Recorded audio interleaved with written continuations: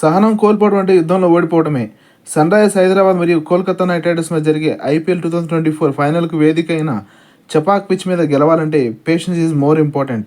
ప్రత్యేకించి దూకుడు ఆటతో 6 సంవత్సరాల తర్వాత ఫైనల్‌కు దూసుకొచ్చిన హైదరాబాద్ 2021లో 8వ స్థానం, 2022లో 8వ స్థానం, 2023లో ఆఖరి స్థానంతో ఘోరంగా విఫలమైన వేళ యాజమాన్యం కొన్ని కీలక మార్పులతో ఈ సీజన్లో బరిలోకి దిగింది.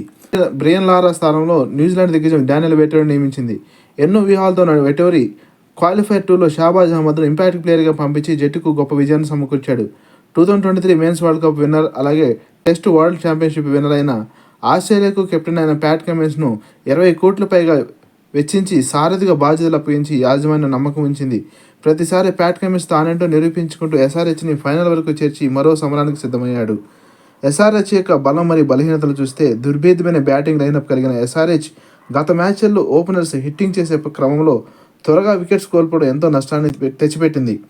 ప్రత్యేకించి ఈ చపాక్ పిచ్పై టెక్నిక్ మరియు ఓపికతో కలిపి ఆడాల్సి ఉంటుంది. ట్రావిస్ హెడ్ స్పిన్ ఆడడంలో దిట్ట.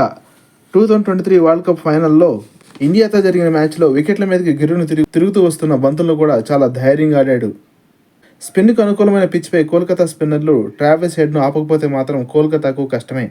రాహుల్ త్రిపాఠి రాజస్థాన్ రాయల్స్పై ఆడిన టెక్నికల్ షాట్స్ చూడముచ్చటగా ఉన్నాయి. త్రిపాఠి అదే స్థిరత్వాన్ని కొనసాగిస్తే మాత్రం ఎస్ఆర్హెచ్కు భారీ స్కోర్ ఖాయం. క్లాసులు కానీ లేకపోతే రాజస్థాన్ రాయల్స్పై హైదరాబాద్ తక్కువ స్కోర్కి పరిమితమై ఓటమిని చూడవలసి వచ్చేది.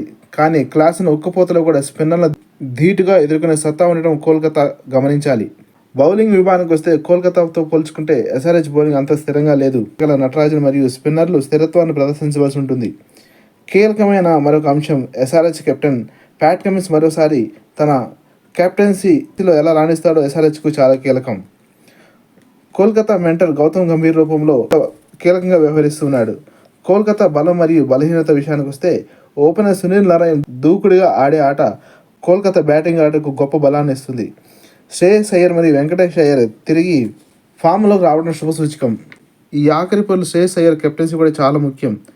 రింకు సింగ్ మరియు ఆండ్రే రసెల్ రూపంలో లోయర్ ఆర్డర్ పటిష్టంగా ఉంది. రసెల్ గురించి ప్రత్యేకంగా చెప్పాలి. బ్యాటింగ్, బౌలింగ్ అలాగే ఫీల్డింగ్లో కూడా గెలవాలనే కసితో ఆడటం సన్‌రైజర్స్ హైదరాబాద్కు విజయాన్ని దూరం చేసే ప్రమాదం ఉంది. బౌలింగ్ విభాగంలో ప్రధానమైన స్పిన్ విభాగం వరుణ్ చక్రవర్తి అద్భుతంగా ఆడుతూ రన్స్ చాలా తక్కువగా ఇస్తూ కీలకమైన వికెట్లను పడగొడుతూ ప్రత్యర్థిని దెబ్బతీయటం కోల్కతా విజయాల్లో ప్రధాన భూమిక పోషిస్తున్నాడు. Sunil Narine, Andre Russell allrounders రూపంలో అవసరమైన ప్రతిసారి జట్టుకు అండగా నిలబడుతున్నారు. టాస్ విషయానికి వస్తే గత మ్యాచ్లో మంచు ప్రభావం లేని కారణంగా ఫస్ట్ బ్యాటింగ్ చేసిన జట్టుకు గెలిచే అవకాశాలు ఉంటాయి. All the best for both Hyderabad and Kolkata teams.